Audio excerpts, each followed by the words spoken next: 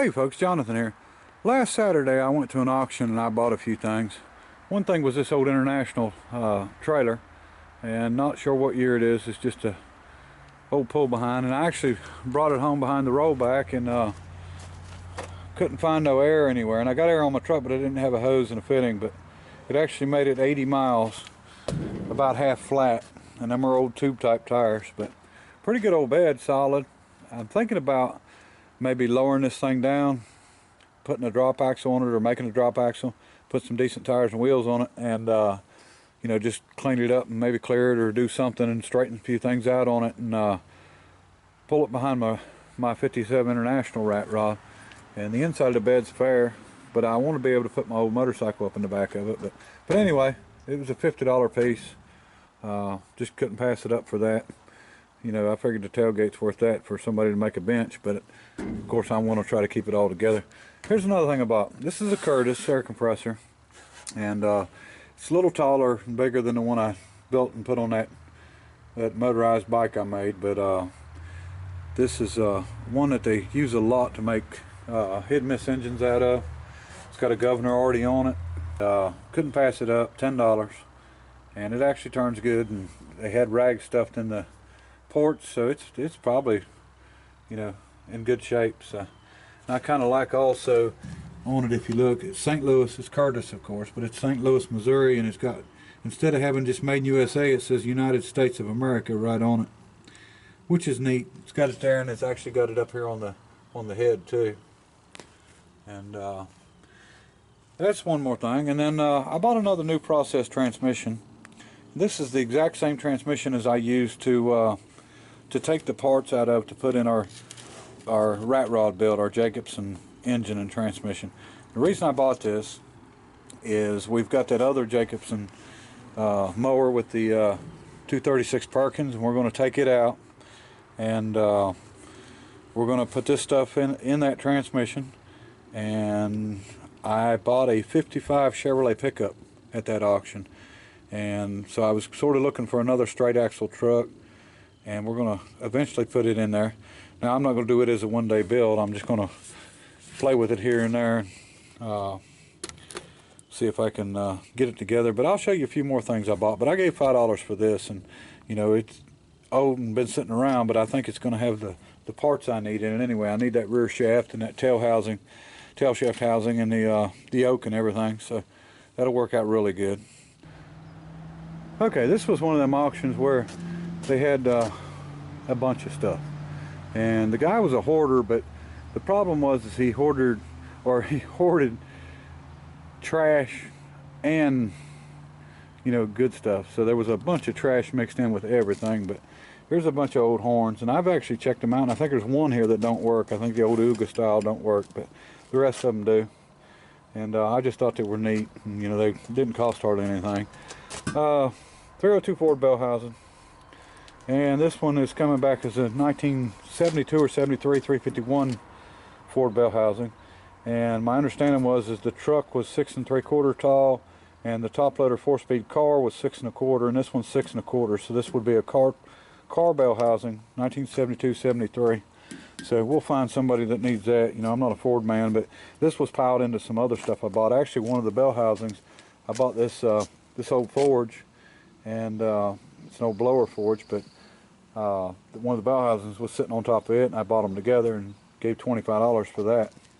And you know, one of them deals, you know, forges usually bring about 100, 100 1/4, I think, something like that at auctions. But you know, I was kind of lucky to get that one for 25, and it's neat. I'm probably just going to sell it, but you know, they're nice to have. But I'm not into blacksmithing at all.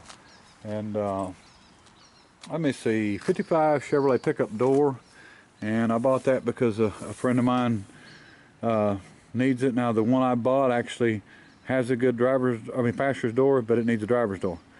But they didn't have a driver's door there, or I didn't see one. But so this one here is just an extra I bought. I think I gave $10 for it. Bought some grills and the radiator support for $5. That's 55 Chevrolet. And bought 2 bumpers for $5. And they're not actually nice bumpers, but they're down underneath, a white one, and there's one chrome, but both of them will need painted, but pretty decent deal. And let me see, I picked up another vise. This Yoast vise here, this is one that we used during the rat rod build, and it was mounted on the table. Decent sized vise. I think it's a 4-inch vise, but I kind of got lucky and bought this 6-inch vise. And this is it's a Prentice vise, New York, number 56, and somebody has done some brazing on it, and I think they brazed the jaw in. And this jaw was either wore out or just missing. But what you can do on these is you can buy a set of jaws off eBay and just buy the right width, and you can actually machine these and drill them and put a new jaws on them. But we'll probably just leave it like it is for now. I mean, new jaws are nice, but for what we do, it'll work fine. I'm going to go ahead and mount this on the other corner of the table. But this is well over 100 pounds. This is a huge vise, in comparison to that Yoast, and it's not no little tiny vise anyway. But $65 is what I gave for it. And vices are usually pretty high, so that was a pretty good deal. And I bought a few other things. I bought a nice sandblaster for $25, which is a pressurized tank sandblaster, and good tip. I mean, it seems to work good. And bought a Lincoln squirt welder, which is an attachment for a stick welder to wire weld with. And I bought it for $20, and I let Danny, a buddy of mine, have it for the same amount, for $20. Just actually bought it figuring that he'd probably want it because he's a welder and he's just into the weird stuff like that. And it's old, and it might not ever get used, but he wanted it anyway. A couple Model A fenders. I gave $10 for both of them. They got some problems, but these are nice on little rat rod trailers and stuff like that, or we'll figure out something to do with them. And but anyway, I hauled one load back in my pickup truck. I hauled one load back on the rollback, the van and the trailer, and I've still got some other stuff to pick up, and I'll video that tomorrow when I make another load. Okay folks, I just made it back. It's the following day, and got a few more pieces here and got them unloaded. I'll show you what I got. I've got a 235 Chevrolet 6-cylinder. It was sitting under a barn and is not stuck. They call this a stove bolt engine, and the main reason is the valve cover bolts, as you can see, are just like old stove bolts, straight screwdriver bolts. And these are good old engines. This is probably, I think this is the later one, non-Babbitt bearing. We'll see, but I hadn't ran any numbers or anything on it yet. And it could be a 217, I think, the other one, but it's probably a 235. And it's complete. Starter, distributor cap got broke. Of course, the people up there moving stuff around was pretty rough on everything. So we'll see what we can do with that. This is a 225 slant 6. I haven't checked any numbers or anything on it. And it's missing, looks like it's missing the starter and a carburetor. It's got a manual transmission bell housing, clutch pressure plate, throttle bearing's missing, but the clutch pressure plate and everything's in there. So, this would make a really good little rat rod engine. And it looks like there's some different patterns on that bell housing, but we could probably do something with this. There's been quite a few of these get turboed and played with and stuff. I just didn't want it to go to the junkyard. Gave $25 for this one and $25 for this one. And we'll check them out. Okay, and here we've got a flathead Ford, and this is I believe the 24 stud. It's a 59, so that makes an 85 or 100 horsepower, somewhere through there. This engine is going to be parts for the other block I bought, and which seems to be in real good shape. And it was missing a lot of stuff, and I figured this would help me out on it. This engine here, you can see that plastic that's on the carburetor is new. That told me right there when I seen it that someone there at the auction had put that on there before the auction, so I figured it had been sitting long enough it was stuck, and of course it is stuck. It's stuck tight. But like I said, the parts is what we need, and we're probably going to put one of these together here pretty soon, and this will be a nighttime job in the shop. But you can see the 59 on the back here, and the later on they went with a separate bell housing. So But what I do with these engines, and I've done this before plenty of times, I will build a stand with rollers that I can move these around, and I'll actually go through them and get them running good, get them running right, you know, as long as the blocks are not tore up or whatever, and you know, do it on the cheap. I'm not going to go, you know, rebore them. I mean, if there's needs the valves done or something, I'll do them, or if it needs a set of rings put in it, I'll put a set of rings in it. But I mean, if it's just wore out, it's just wore out, and we won't do anything with it. But I'll get it on a stand, get it cleaned up, get it, you know, figured out and running and everything, and paint them, and then whether use them or sell them. I did a 53 model flathead, and actually sold it on eBay and cleaned it up and redone it, and it brought decent money. And also done a V12. It was a Seagrove, like a Pierce Arrow engine, and it actually went to Michigan. Also bought this. Now these are late 30s, I would say, or early 40s Ford front ends. I'm not real familiar with Ford, but you know, around 39, I believe. This is a really nice front end. Big bolt lug pattern, which will fit the wheels that I picked up for our rat rod. I'll show you here in a minute. This is what we're going to put under the Willys Jeep. That way we can move the axle forward on it, and they look a lot better with the axle forward when you're doing a two-wheel drive. And that'll be enough spring to handle our big block. And we'll split this wishbone and put a ball on each end of it, and actually run these back to the frame when we're done, or try to. You know, it changes the angle on the springs and stuff. So I mean, but we will definitely get it figured out. I mean, it's doable. All right, and another thing too, you know, this thing was really clean and nice, and looking at the matter of fact, they've got them plugged off, so I would say that someone's probably went through and done the brakes and stuff on this already, and you know, was just touched it up with paint. It's blocked here too, so but we'll tear it apart and see what it looks like. And but it was nice and clean. And it's got crossover steering, so we're going to have to come up with a steering box to handle the crossover, but we can work with that also. All right, here's another one I bought. These